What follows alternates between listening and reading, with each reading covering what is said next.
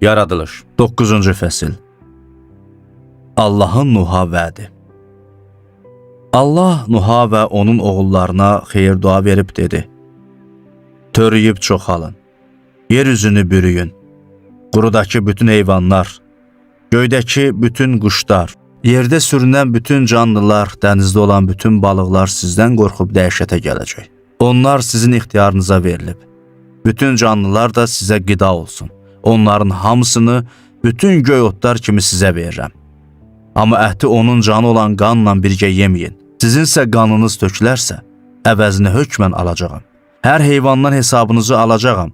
Həmçinin insandan, qardaşının canını alan hər kəsdən əvəzini alacağam. Kim insan qanı töksə, onun da qanı insan əli ilə töküləcək. Çünki Allah insanı öz surətinə görə yaradıb. Siz törüyüb çoxalın, yeryüzünə yayılın, orada çoxalın.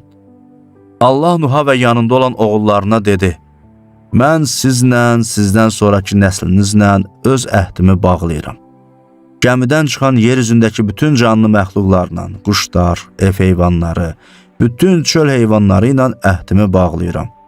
Sizlə öz əhdimi qoyuram ki, bütün canlılar bir daha daşqınla məhv olmayacaq. Heç vaxt yeryüzünü viran eləyən daşqın baş verməyəcək. Allah yenə dedi: Mənim sizlə və sizlə olan bütün canlılarla nəsillər boyu əbədi olaraq bağladığım əhdin əlaməti budur.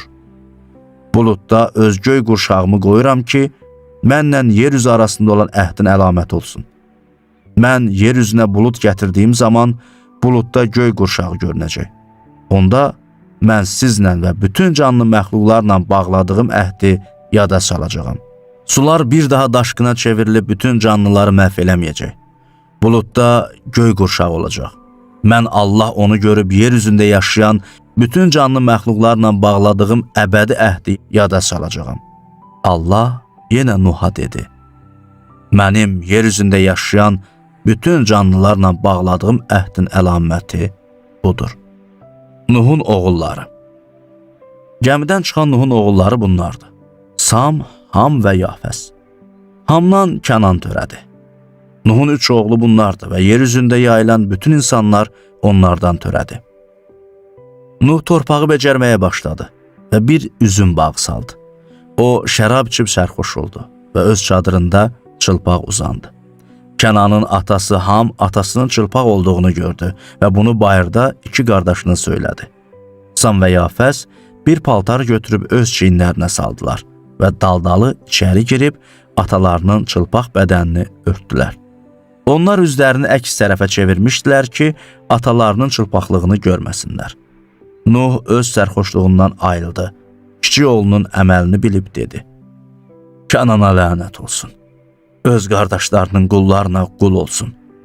Yenə dedi: Samın Allahı Rəbbə alqış olsun. Kənan ona qul olsun. Allah Yafəsə genişliyi versin. Samın çadırlarında yaşasın. Kənan ona qul olsun. Nuhun ölümü. Nuh daşqından sonra 350 il yaşadı. O 950 il ömür sürüb öldü.